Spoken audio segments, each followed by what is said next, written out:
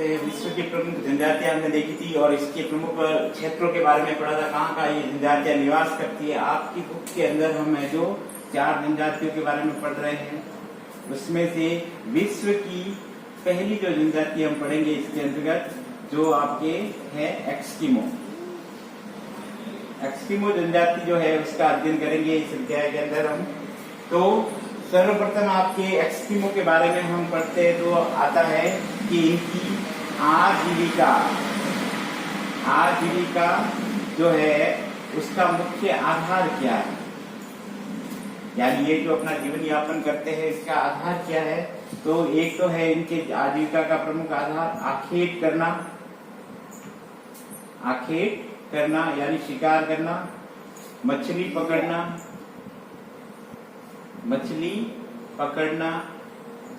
और संग्रहण करना।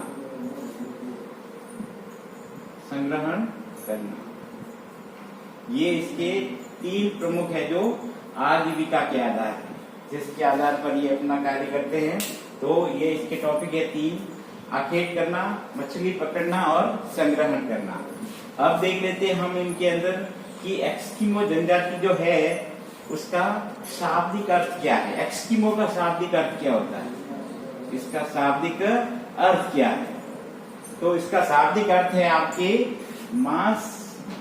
कच्चा मांस खाने वाला। कच्चा मांस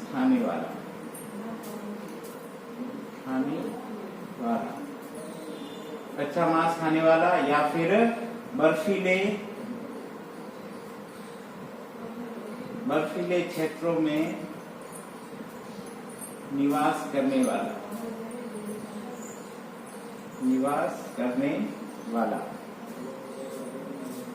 ये इसका शाब्दिक अर्थ है। एक्सकिमो का शाब्दिक अर्थ ये है कच्चे मांस खाने वाला या फिर बर्फीले क्षेत्रों में निवास करने वाले जो व्यक्ति होते हैं उनको यहाँ पर कहा गया है आपके एक्सकिमो। ठीक है, ये इसका शाब्दिक अर्थ है।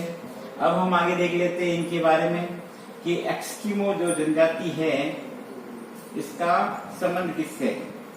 ठीक है ना, तो आपके एक्सकिमो जनजाति का संबंध, एक्सकिमो जनजाति जो है इसका संबंध मंगोल प्रजाति से है। मंगोल प्रजाति, इसका संबंध जो है मंगोल प्रजाति से है। प्रश्न आ सकता है एक्सकिमो जनजाति का संबंध किस प्रजाति से है, तो मंगोल प्रजाति से। अब इनकी शारीरिक विशेषताएं क्या है। ये जो होते हैं एक्सकिमो जनजाति के लोग, इनके बाल काले और भद्दे होते हैं। इनकी जो नाक होती है वह चपटी होती है। इनकी त्वचा का जो रंग होता है वह पीलापन लिए हुए भूरे रंग का होता है। इनका जो कद होता है वह मंजला होता है। इनके आंखें जो होती है तिरछी व कतई रंग की और गहरी होती है। इनके अंतर्गत आपके इनका शरीर हष्टपुष्ट होता है और इनकी शारीरिक स्थिति का ये पूरा वर्णन है कि इनके जबड़े मजबूत होते हैं, भारी होते हैं और इनका सबसे अच्छी विशेषता यह है कि ये सरल स्वभाव के होते हैं और हंसमुख स्वभाव के होते हैं। तो ये इनकी पूरी शारीरिक विशेषता आ जाएगी इसके अंतर्गत, इनके अर्थ में और इनकी विशेषताओं में। अब इसका सबसे इम्पोर्टेंट टॉपिक आपके हम लेते हैं इस जनजाति का, वह होता है इनका निवास क्षेत्र। एक्सकिमो जनजाति का निवास क्षेत्र क्या है।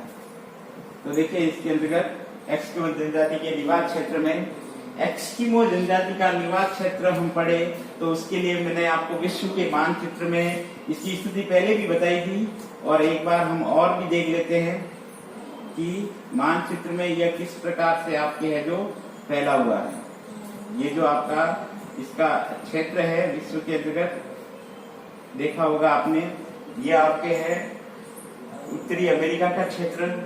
इसके पास में ये एक विश्व का सबसे बड़ा आपके क्षेत्र है ग्रीनलैंड, जो विश्व का सबसे बड़ा द्वीप भी है। और इसके अलावा यहाँ पर आपके क्षेत्र है जो एशिया महाद्वीप का भाग है जो इसके अंतर्गत आएगा। तो देखिए ये आपके है उत्तरी अमेरिका का क्षेत्र। तो यहाँ तक का जो ये भाग है ये कहलाता है अलास्का। अलास्का का क्षेत्र। फिर ये जो क्षेत्र है आपके कहलाएगा कनाडा का भाग, ठीक है। उत्तरी अमेरिका महाद्वीप का ये क्षेत्र है। और ये जो है आपका क्षेत्र ये कहलाता है ग्रीनलैंड, ये ग्रीनलैंड का भाग है। और ये आपका इधर का क्षेत्र है, ये आपके है उत्तरी साइबेरिया, उत्तरी साइबेरिया का क्षेत्र है। ये पूरा उत्तरी ध्रुव का ऊपरी भाग है। यहाँ से 66.5 डिग्री का जो रेखा गुजरती है आपकी अक्षांश रेखा, आर्कटिक वृत्त के नाम से उसको जाना जाता है। इसके ऊपर का क्षेत्र है, निम्न अक्षांश वाला क्षेत्र है, बर्फीला भाग है, यह आपके ध्रुवीय क्षेत्र के अंतर्गत आएगा। तो अलास्का ये जो इसका पॉइंट है, यहाँ से इस ग्रीनलैंड और उत्तरी अमेरिका के बीच में एक जल संधि है, उसका नाम है बेरिंग जल संधि, बेरिंग जल संधि कहा जाता है इसको। ये तो यहाँ से ये जो क्षेत्र है ये इसका पूरा विस्तार है आपके इस एस्किमो जनजाति के अंतर्गत। तो ये पूरा जो क्षेत्र है आपके यहाँ पर यह जनजाति है जो निवास कर रही है, एस्किमो जनजाति का भाग है ये। यहाँ पर ये पूरी जनजाति आपके निवास करती है। अब इसके अंतर्गत आपके देखिए कनाडा, ठीक है ना, इसके इस जनजाति को भी अलग अलग नामों से पुकारा गया है। जैसे पहले कनाडा व ग्रीनलैंड, कनाडा व ग्रीनलैंड के अंदर इस जनजाति को कहा गया है एस्किमो के नाम से जाना गया है। दूसरा यहाँ पर क्षेत्र है स्कैंडिनेविया,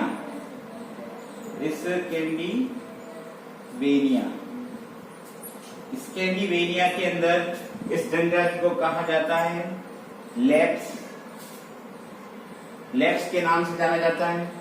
और तीसरा इसका क्षेत्र है उत्तरी साइबेरिया, एशिया महाद्वीप का उत्तरी भाग है उत्तरी साइबेरिया। उत्तरी साइबेरिया में इसको सेमोयडस,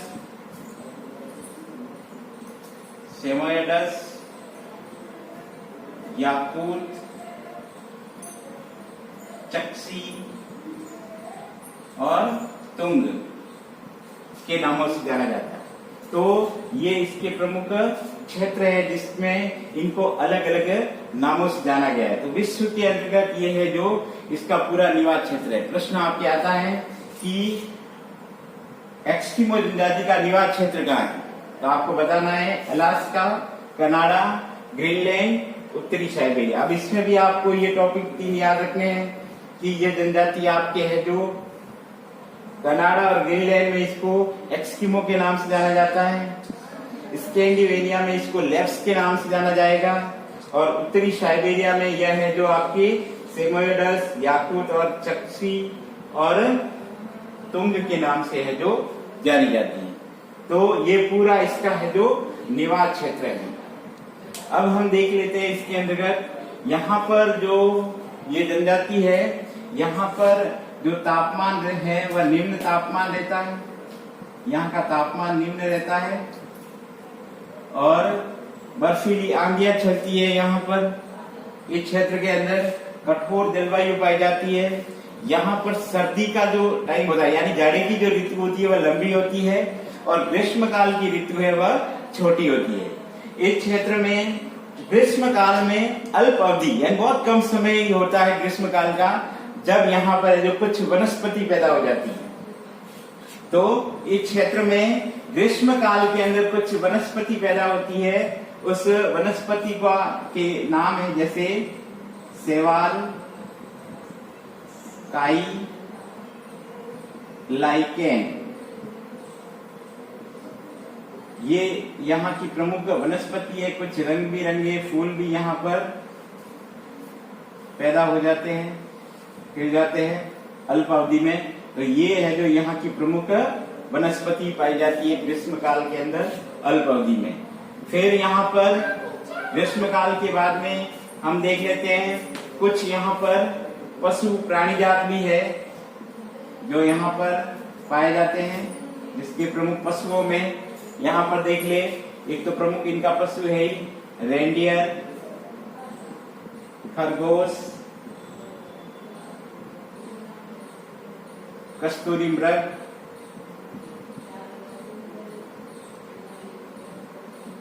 ठीक है, और भी ध्रुवीय भालू,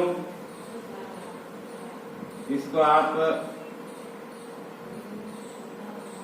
याक भी कह सकते हैं, ठीक है। ये कुत्ते भी है इसके अंदर, और भेड़िए,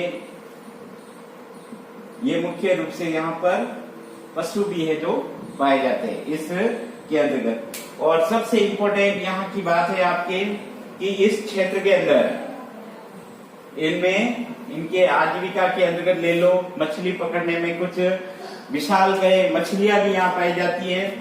तो उन मछलियों के अंदर देख लीजिए वह मछलियां कौन कौन सी है विशालकाय, तो उनके नाम है, एक तो आपके सील मछली है जो इम्पोर्टेंट है इनके लिए, दूसरी आपकी यहाँ पर हेल मछली, वह भी है समुद्री जीव के रूप में, और एक है वालरस। वालरस ये यहाँ की 3 महत्वपूर्ण है जो समुद्री जीव है जो मछलियों के रूप में, वालरस या सी लॉयन भी इनको कहा जाता है, ठीक है। तो ये 3 यहाँ की प्रमुख मछलियां भी है जो काम में ली जाती है। तो ये पूरा टॉपिक इसका आएगा। एस्किमो जनजाति के निवास क्षेत्र के बारे में हमने पढ़ा है इसके अंतर्गत, और निवास क्षेत्र में इनके क्षेत्रों के बारे में, इनके अंदर यहाँ पर पाए जाने वाली वनस्पति, पशुजात और कुछ मछलियों का वर्णन किया गया है जो इसके अंतर्गत आएगा। Thank you.